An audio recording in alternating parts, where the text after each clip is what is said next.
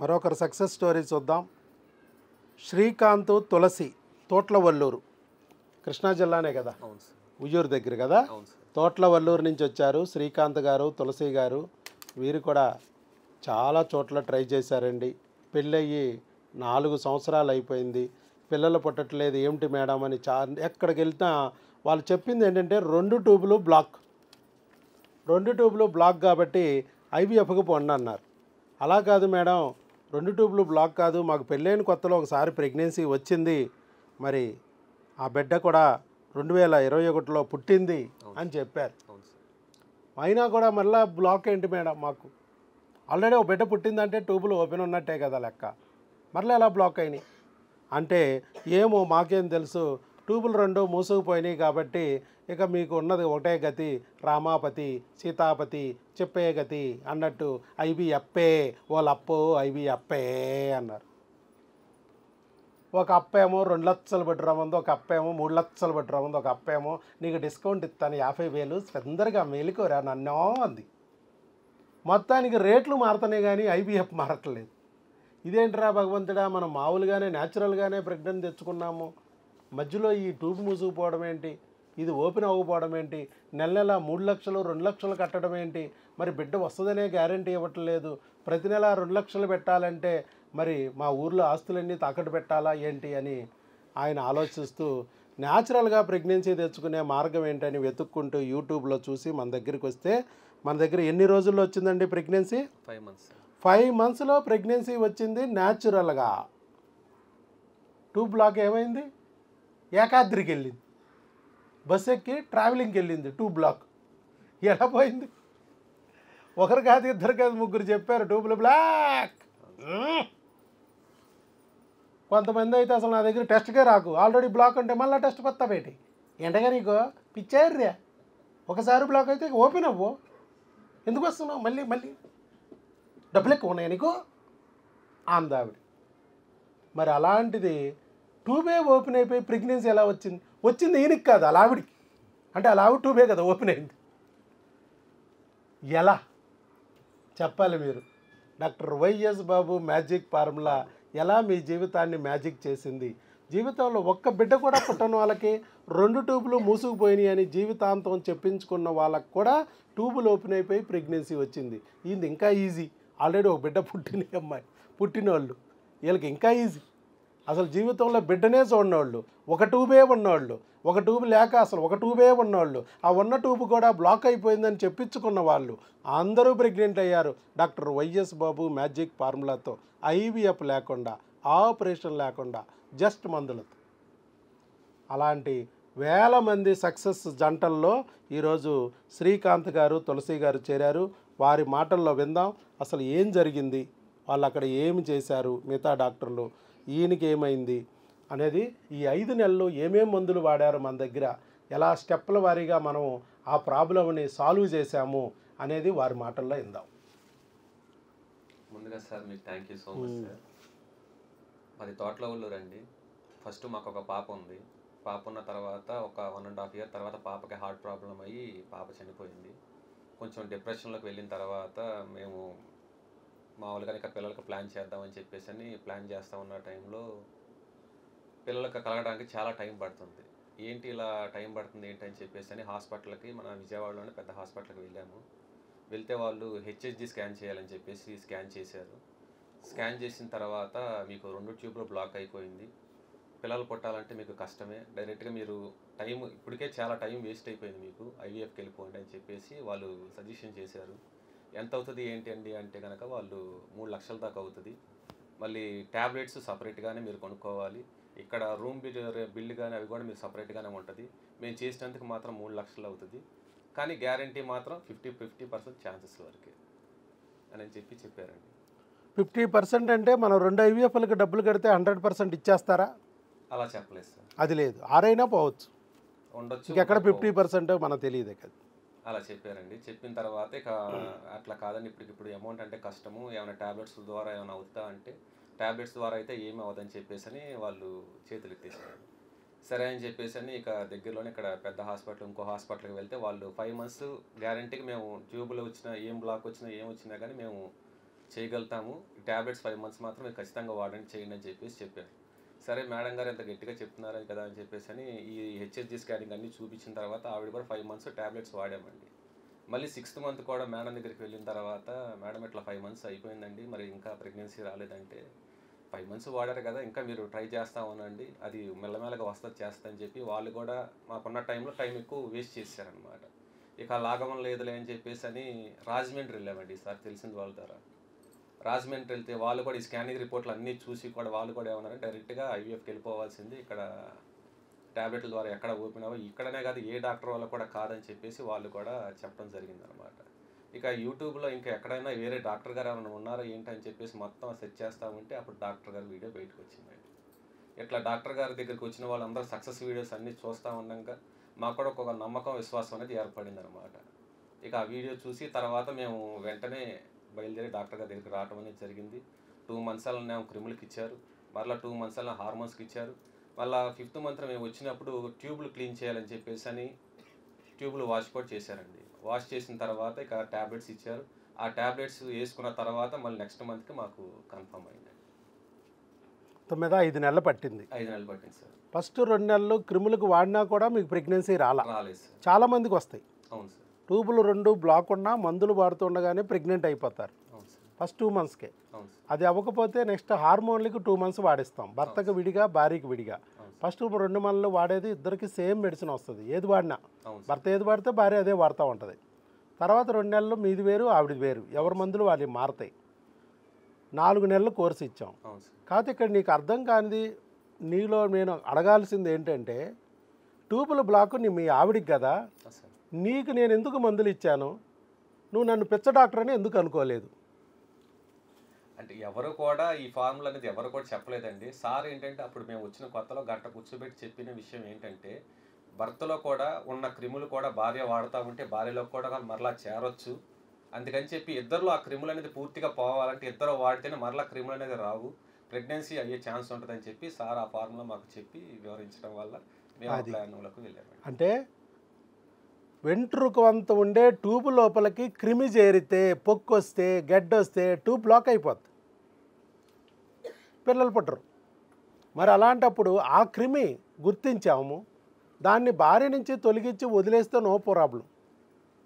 కానీ భార్య నుంచి అప్పటికే భర్తకి వెళ్ళిపోద్ది, భర్త నుంచి మళ్ళీ భార్యకి వచ్చి అంటుకుంటుంది, మళ్ళీ భార్య ట్యూబే మూసిపోద్ది. ఎందుకంటే భర్త దగ్గర ట్యూబ్ లేదు, భర్తకి ఏ హాని జరగదు.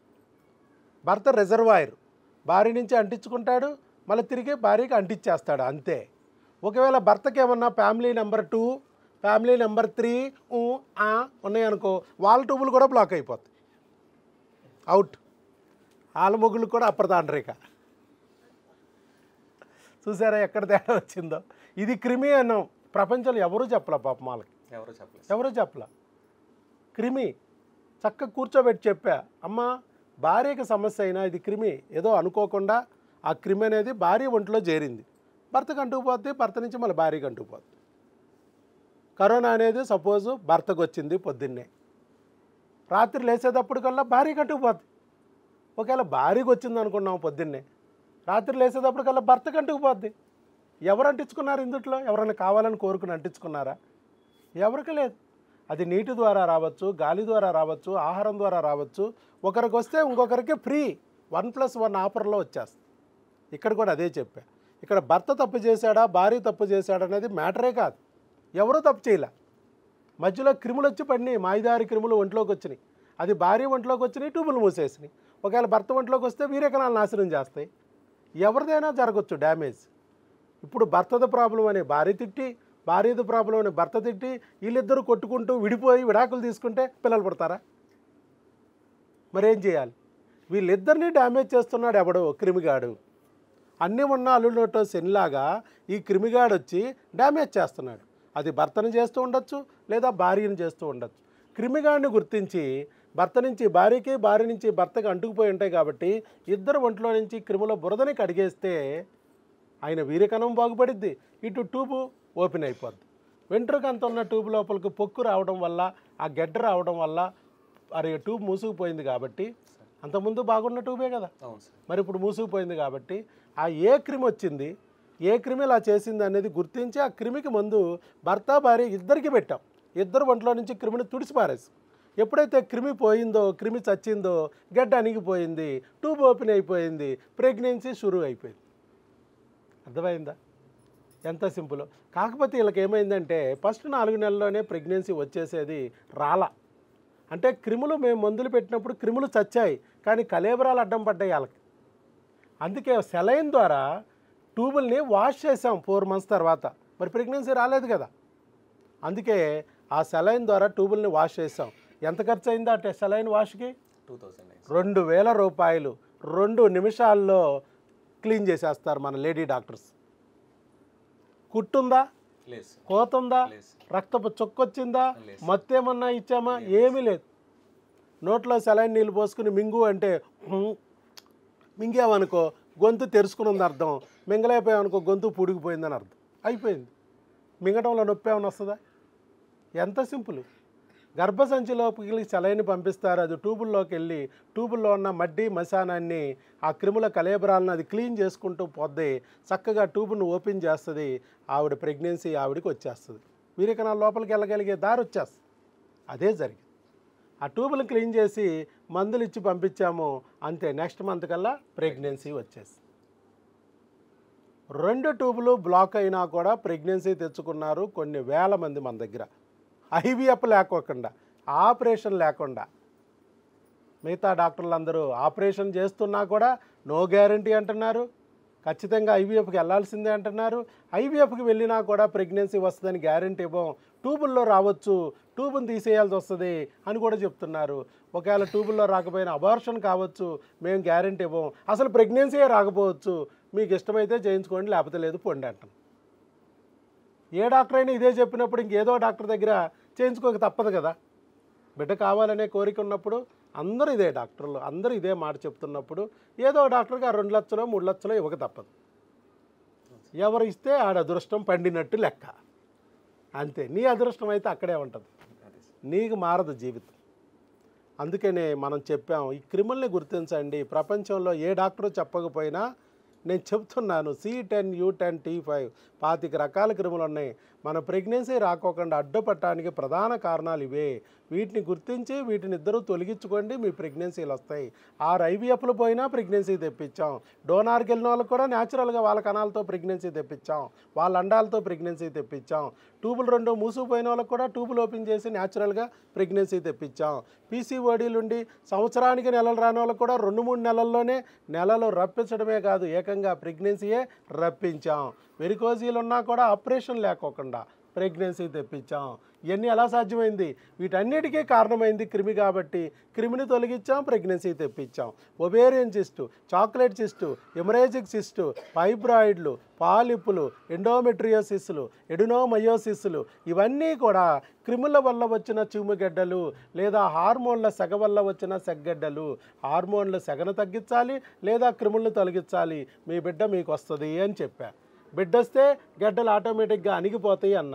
ఆపరేషన్ చేయకూడదు. చేశారా ఆ క్రిములు చీము చిందిద్ది, రసి కారిద్ది, మరో 3 గడ్డలు వస్తాయి. లేదా హార్మోన్ల సెగ అక్కడే ఉంటుంది కాబట్టి దాన్ని నువ్వు తొలగించలేదు కాబట్టి గడ్డ తీస్తూ ఉంటే సెగ వల్ల మళ్ళా గడ్డలు కొత్తవి పుడుతూనే ఉంటాయి. అసలు పద్ధతి ఇది. ఇది క్రిములు హార్మోన్ల యొక్క అసంతుల్యత. వాటిని సరిచేయాలి, అప్పుడు నీ ప్రాబ్లం క్లియర్ అయిద్ది అని చెప్పాము ఆ రోజు. గంటసేపు కూర్చోబెట్టి చెప్పింది ఇది. అవునా? ఇంతకు ఏ దేవుడిని నమ్ముతారు మీరు? యేసుప్రభు. యేసయ్య నమ్మారు. దేవుడు ఒక వీడియో రూపంలో నన్ను చూపించాడు. ఇక్కడ వరకే లాక్కొచ్చి నీ గండాన్ని గట్టెక్కిచ్చాడు. బిడ్డ పుట్టినట్టే పుట్టి మరి సైతాను వల్ల ఆ బిడ్డని లాక్కుపోయింది. అదే సైతాను మళ్ళా ట్యూబ్లోకి ఇరుక్కుని బిడ్డని రానీకోకుండా అడ్డం పడింది. కానీ దేవుని నమ్మిన వారు ఎప్పుడూ చెడిపోరు. అది యేసయ్యని నమ్ముతావా, అల్లాహ్ని నమ్ముతావా, వెంకటేశ్వర స్వామిని నమ్ముతావా, నీ కులదైవం ఎవరైతే వాళ్ళని నమ్మితే గట్టిగా దెయ్యాన్ని ఆయన వదిలిస్తాడు, సరైన వైద్యుడిని చూపిస్తాడు, చక్కగా నీ బిడ్డని మళ్ళా నీ చేతిలో పెడతాడు అనేది నిరూపణ అయింది మరలా వీళ్ళ విషయంలో కూడా. అంతే కదా? ఈరోజు మన హాస్పిటల్లో కూడా సెమీ క్రిస్మస్ జరిగిద్ది. ఈ హాస్పిటల్ అన్నీ జరుగుతాయి. శ్రీరాముడు కళ్యాణం జరిగిద్ది. రాములు వారిని మరి నా అల్లుడి కింద, సీతమ్మని నా కూతురి కింద ఇక్కడ కళ్యాణం చేస్తూ ఉంటాం. మీరు వీడియోలు చూడొచ్చు మీరు. అలాగే ఈ క్రిస్మస్ రోజు ఒక 6 పాస్టర్లు వచ్చి ఇక్కడ ప్రేయర్లు చేస్తారు. అలాగే వెంకటేశ్వర స్వామిది, వినాయకుడిది, గణేష్ కూడా గణేష్ మహారాజ్ నిమజ్జనం, తీన్మార్ డ్యాన్సులు, డప్పులతో ఈ రూము మొత్తం మోగిపోద్ది. ప్రతి ఒక్క దేవుణ్ణి ఇక్కడ ఆవాహన చేస్తాం. రంజాన్కి ఇఫ్తార్ విందులతో ఆవాహన చేస్తాం. ప్రతి దేవుణ్ణి ఆవాహన చేస్తాం. ఇక్కడ మీరు ఏ దేవుణ్ణి నమ్మినా ఆ దేవుడు ఇక్కడికే పంపిస్తాడు. అది ప్రాబ్లం. ఎందుకంటే వాళ్ళకు కూడా సరైన యజమానికి సరైన ఎంప్లాయీ కావాలి కదా. నీ పని అవ్వాలంటే మంచి ఎంప్లాయీ దగ్గరికి యజమాని పంపిస్తాడు. వాడి దగ్గరికి వెళ్ళరా నాన్న, వాడైతే కరెక్ట్గా పనిచేసి పెడతాడు నీది అని చెప్పి. అట్లాగే దేవుడు కూడా అంతే. అందరు దేవుళ్ళు నన్ను సెలెక్ట్ చేసుకున్నారు, నా అదృష్టం. ఏది ఏమైనా మీరు కూడా నమ్మారు, ఇక్కడికి వచ్చారు, చక్కగా మందులు వాడారు. కొంతమందికి 10 రోజుల్లోనే ప్రెగ్నెన్సీ వస్తుంది, కొంతమందికి 1 నెల రోజుల్లో వస్తుంది, కొంతమందికి 2 నెలల్లో వస్తుంది.